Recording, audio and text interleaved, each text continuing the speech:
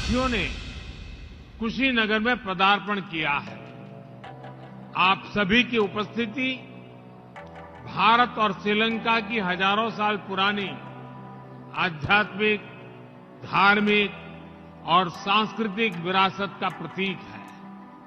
साथियों, हम सभी जानते हैं कि श्रीलंका में बौद्ध धर्म का संदेश सबसे पहले भारत से सम्राट अशोक के पुत्र महेंद्र और पुत्री संघमित्रा लेकर गए थे। माना जाता है कि आज के ही दिन अरहत महीना ने नरेंद्र मोदी आ रहे हैं, क्या कहना आप लोगों का? हम लोग उनको देखने के लिए बहुत उत्सुक हैं। उत्सुक है? जी, कहाँ से आए आप लोग? हम यही कुशीनगर के बगल शामपुर से हैं। और उत्तर प्रदेश में 22 में चुनाव भी है, क्या लगता है इस बार कौन जीतेगा? जी, अभी तो हम लोग कुछ कह नहीं सकते हैं। अच्छा, प्रधानमंत्री नरेंद्र मोदी को अभी देखे नहीं आप लोग? नहीं सर, हम लोग प्रधानमंत्री नरेंद्र मोदी को नहीं देखे। और सिस्टम कि हमारा सिस्टम यहाँ पे एक प्रोजेक्ट लगा सकता था गेट के सामने, क्योंकि यहाँ पे बहुत काफी भीड़ है लोगों। इसके बाद प्रधानमंत्री कहाँ जाएंगे? प्रधानमंत्री बर्मा फार्म पे जाएंगे। बर्मा फार्म पे जाएंगे। हाँ। अच्छा, कुछ से प्रधानमंत्री से कोई मांग कुछ कहना चाहते हैं आप लोग? ऊर्जा देने का मैं आप सभी को बधाई देता हूं कि आप आज भगवान बुद्ध के महापरिनिर्वाण स्थल पर उनके सामने उपस्थित हैं। मैं श्रीलंका और दूसरे सभी देशों से आए हमारे सम्मानित अतिथिगणों का भी हार्दिक स्वागत करता हूं। हमारे जो अति पूजनीय महासंघ हमें आशीर्वाद देने के लिए उपस्थित हैं, उन्हें भी मैं आदरपूर्वक नमन करता हूं। आपने हम सबको भगवान बुद्ध के अवशेष स्वरूप रेलिक्स का दर्शन का सौभाग्य दिया है। यहां कुशीनगर के इस कार्यक्रम के बाद आप मेरे संसदीय क्षेत्र वाराणसी भी जा रहे हैं। आपकी पवित्र चरण रज वहां भी पड़ेगी, वहां भी सौभाग्य लेकर आएगी। साथियों, मैं आज इंटरनेशनल बुद्धिस्ट कॉन्फेडरेशन के सभी सदस्यों को भी बधाई देता हूं। आप जिस तरह आधुनिक विश्व में भगवान बुद्ध के संदेश को विस्तार दे रहे हैं, वह वाकई बहुत सराहनीय है। आज इस अवसर पर मैं अपने पुरानी सहयोगी श्री शक्ति सिन्हा जी को भी याद कर रहा हूं। इंटरनेशनल बुद्धिस्ट कॉन्फेडरेशन के डीजी इसके तौर पर कार्य कर रहे शक्ति सिन्हा जी का कुछ दिन पहले ही स्वर्गवास हुआ है। भगवान बुद्ध में उनकी आस्था, उनका समर्पण हम सब के लिए एक प्रेरणा है। साथियों, आप सभी जानते हैं आज एक और महत्वपूर्ण अवसर है भगवान बुद्ध के तुलसीता से वापस धरती पर आने का। इसलिए आश्विन पूर्णिमा को आज हमारे भिक्षुगण अपने 3 महीने का वर्षावास भी पूरा करते हैं। आज मुझे भी वर्षावास के उपरांत संघ भिक्षुओं को चीवर दान का सौभाग्य मिला है। भगवान बुद्ध का ये बोध अद्भुत है, जिसने ऐसी परंपराओं को जन्म दिया। बरसात के महीनों में हमारी प्रकृति, हमारे आसपास के पेड़ पौधे नया जीवन ले रहे होते हैं। जीव मात्र के प्रति अहिंसा का संकल्प और पौधों में भी परमात्मा देखने का भाव, बुद्ध का ये संदेश इतना जीवंत है कि आज भी हमारे भिक्षु उसे वैसे ही जी रहे हैं। जो साधक हमेशा क्रियाशील रहते हैं, सदैव गतिशील रहते हैं, वो इन 3 महीनों में ठहर जाते हैं, ताकि कहीं कोई अंकुरित होता हुआ कोई बीज कुचल न जाए। निखरती हुई प्रकृति में अवरोध न आ जाए। ये वर्षावास न केवल बाहर की प्रकृति को प्रस्फुटित करता है, बल्कि हमारे अंदर की प्रकृति को भी संशोधित करने का अवसर देता है। साथियों, धम्म का निर्देश है, यथापि रुचिरम पुप्खम मणमंतम सुगंधकम एवं सुभाषिता वाचा सफला होती कुब्बतो। अर्थात अच्छी वाणी और अच्छे विचारों का अगर उतनी ही निष्ठा से आचरण किया जाए तो उसका परिणाम वैसा ही होता है जैसा सुगंध के साथ फूल, क्योंकि बिना आचरण के अच्छी से अच्छी बात बिना सुगंध के फूल की तरह ही होती है।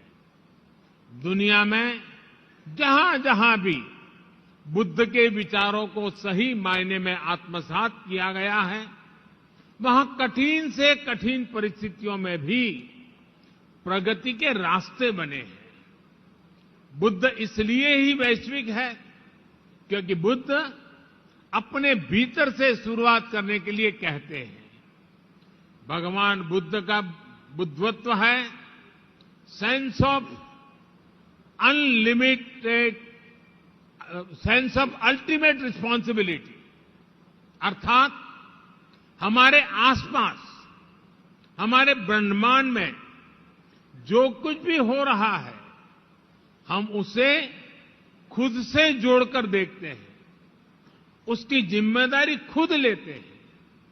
जो घटित हो रहा है उसमें अगर हम अपना सकारात्मक प्रयास जोड़ेंगे तो हम सृजन को गति देंगे। आज जब दुनिया पर्यावरण संरक्षण की बात करती है, क्लाइमेट चेंज की चिंता जाहिर करती है, तो उसके साथ अनेक सवाल उठ खड़े होते हैं। लेकिन अगर हम बुद्ध के संदेश को अपना लेते हैं तो किसको करना है, इसकी जगह क्या करना है, इसका मार्ग अपने आप दिखने लगता है।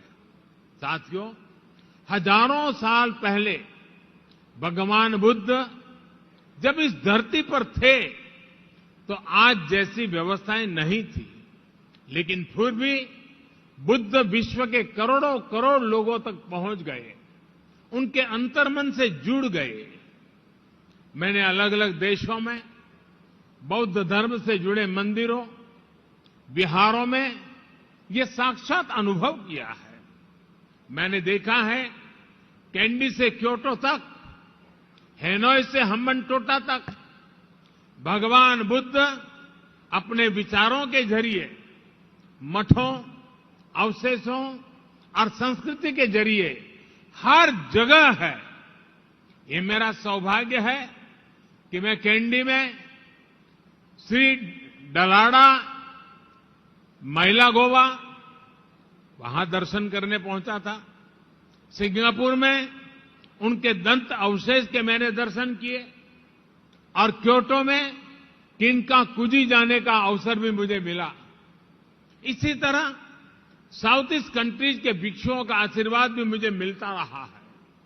अलग अलग देश, अलग अलग परिवेश, लेकिन मानवता की आत्मा में बसे बुद्ध सबको जोड़ रहे हैं।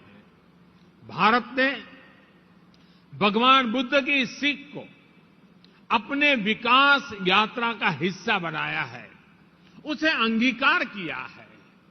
हमने ज्ञान को, महान संदेशों को, महान आत्माओं के विचारों को बांधने में कभी भरोसा नहीं किया है।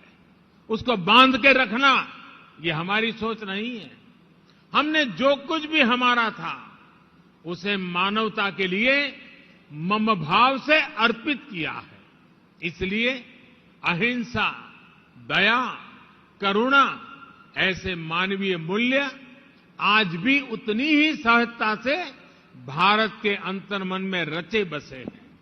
इसलिए बुद्ध आज भी भारत के संविधान की प्रेरणा है।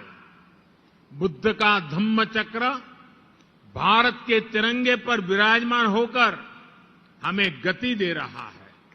आज भी भारत की संसद में कोई जाता है तो इस मंत्र पर नजर जरूर पड़ती है, धर्म चक्र प्रवर्तनाय। साथियों, आमतौर पर ये भी धारणा रहती है कि बौद्ध धर्म का प्रभाव भारत में मुख्य रूप से पूरब में ही ज्यादा रहा, लेकिन इतिहास को बारीकी से देखें तो हम पाते हैं कि बुद्ध ने जितना पूरब को प्रभावित किया है उतना ही पश्चिम और दक्षिण पर भी उनका प्रभाव है। गुजरात का वडनगर, जो मेरा जन्म स्थान भी है, वो अतीत में बौद्ध धर्म से जुड़ा एक महत्वपूर्ण स्थान रहा है। अभी तक हम ह्वेनसांग के उद्धरणों के जरिए ही इस इतिहास को जानते थे, लेकिन अब तो वडनगर में पुरातात्विक मठ और स्तूप भी एक्सकेवेशन में मिल चुके हैं। गुजरात का ये अतीत इस बात का प्रमाण है कि बुद्ध दिशाओं और सीमाओं से परे थे। गुजरात की धरती पर जन्मे महात्मा गांधी तो बुद्ध के सत्य और अहिंसा के संदेशों के आधुनिक संवाहक रहे हैं। साथियों, आज भारत अपनी आजादी का अमृत महोत्सव मना रहा है। इस अमृत महोत्सव में हम अपने भविष्य के लिए, मानवता के भविष्य के लिए संकल्प ले रहे हैं। हमारे इन अमृत संकल्पों के केंद्र में भगवान बुद्ध का वो संदेश है जो कहता है, अपमादो अमत पदम, पमादो मच्चुनो पदम, अपमत्ता न मियंती, ये पमता यथा मता। यानी प्रमाद न करना अमृत पद है और प्रमाद ही मृत्यु है। इसलिए आज भारत